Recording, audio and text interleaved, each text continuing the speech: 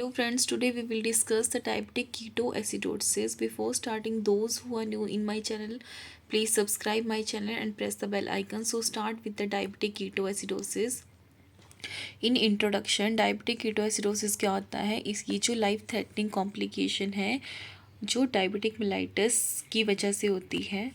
It happen predominantly in those type 1 diabetic mellitus में और type 2 diabetic mellitus वाले patient में ये ज़्यादा होने के चांसेस रहते हैं डायबिटिक कीटोएसिडोसिस होने के।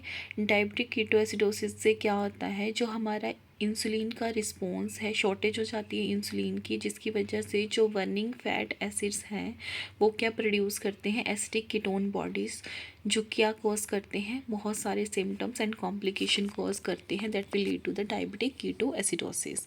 देन डेफिनेशन में आता है डायबिटिक कीटोएसिडोसिस जो है इसमें ऑल थ्री प्रेजेंस होते हैं, जैसे हमारा हाइपरग्लाइसीमिया, ग्लूकोज लेवल 250 mg/dl से ज़्यादा होना, कीटोसिस होना, और एसिडीमिया मतलब पीएच लेवल जो है 7.3 से नीचे होना, that will lead to the diabetic ketoacidosis. उसके बाद आता है हमारे इसमें तीन चीज़ें आ गई, हाइपरग्लाइसीमिया, एसिडोसिस और कीटोसिस। हाइपरग्लाइसीमिया मतलब शुगर का लेवल ज़्यादा, एसिडोसिस मतलब एसिडिक इन नेचर, और कीटोसिस मतलब कीटोन बॉडीज़ का प्रेजेंट होना। हाइपरग्लाइसेमिक स्टेट में क्या होता है, diabetic mellitus hyper osmolar hyperglycaemic state आती है, इम्पेयर्ड ग्लूकोज टॉलरेंस होती है और स्ट्रेस हाइपरग्लाइसीमिया होता है। मेटाबॉलिक एसिडिक स्टेट में हमारा लैक्टिक एसिडोसिस रहेगा, hyperchloraemic acidosis, uraemic acidosis, drug induced acidosis जैसे salicylated methanol, ethanol, glycol. Ketone state में हमारा कीटोटिक हाइपरग्लाइसीमिया, एल्कोहलिक कीटोसिस और स्टारवेशन कीटोसिस। अब इंसुलिन का क्या रोल होता है, इंसुलिन क्या करती है, transport of glucose into muscle में करती है, एडिपोज टिश्यूज में करती है, लीवर में करती है, और हमारे लिपोलाइसिस को इनहिबिट करती है, जो हमारे लिपोलाइसिस का प्रोसेस है उसको इनहिबिट करती है। और absence of the insulin can lead to the glucose accumulation in the blood, use amino acid from the gluconeogenesis and convert fatty acid into ketone bodies जैसे acetone, acetoacetate, beta hydroxy butyrate. उसके बाद आते हैं हमारे symptom. Symptom में आता है DKA can be the first presentation, nausea, vomiting आ गया, थर्स्ट आ गया, पोलियूरिया आ गया, एब्डोमिनल पेन आ गई, शॉर्टनेस ऑफ ब्रेथ आ गई। फिजिकल फाइंडिंग में क्या रहेगा, हमारा टैकीकार्डिया आ गया, डिहाइड्रेशन, हाइपोटेंशन आ गया, tachypnoea, Kussmaul respiration, respiratory distress, fruity odour breath रहेगी, एब्डोमिनल टेंडरनेस रहेगी और lethargy, cerebral oedema, possibly coma हो सकता है। इटियोलॉजिकल फैक्टर में हमारे आगे diabetic patient, infection, pneumonia, UTI, gastroenteritis आ गया, सेप्सिक आ गई, इनएडुकेट इंसुलिन एडमिनिस्ट्रेशन आ गई, इन्फेक्शन आ गया, ड्रग, कोकेन और pregnancy.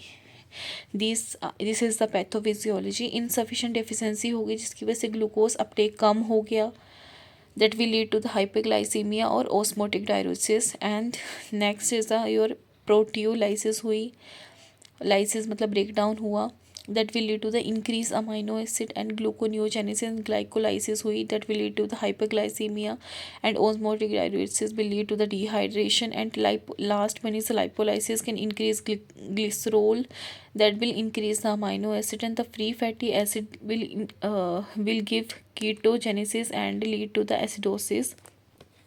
This is the pathophysiology of uh, this is the pathophysiology of diabetic ketoacidosis। Diagnosis में क्या क्या करेंगे हम, identify precipitating event leading to the elevate glucose, pregnancy में इन्फेक्शन की वजह से हो रहा है या omissions of the insulin and myocardial infection और सेंट्रल नर्वस सिस्टम इवेंट वगैरह आइडेंटिफाई करेंगे। असेंबल हीमोडायलिसिस स्टेट को असेंबल करेंगे, एग्जामिन करेंगे इन्फेक्शन की प्रेजेंस को, असेस करेंगे volume, status and degree of dehydration, assess करेंगे presence of the ketonaemia and acid base disturbance. Lab investigation में क्या करते हैं हम, सीरम ग्लूकोज लेवल को चेक करते हैं, सीरम इलेक्ट्रोलाइट लेवल को चेक करेंगे जिसमें हम potassium, sodium chloride, magnesium, calcium and phosphorus के लेवल को चेक करते हैं, बाइकार्बोनेट लेवल को, amylase and lipase level and urine dipstick ketone level test करेंगे, एबीजी मेजरमेंट करते हैं, सीवीसी काउंट करते हैं, burn and creatinine level, urine and blood culture and ECG.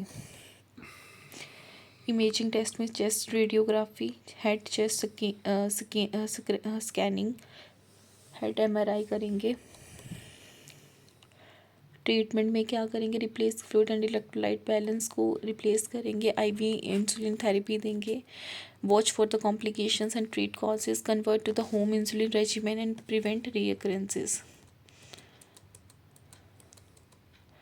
Fluid replacement में NS for the first 4 hours, considered half NS thereafter, change D5 half NS when blood glucose level जब हो 250 mg/dl से ज़्यादा हो जाएगा। Potassium replacement देंगे, phosphate देंगे, bicarbonate देंगे और मॉनिटरिंग करेंगे। That's all, thank you.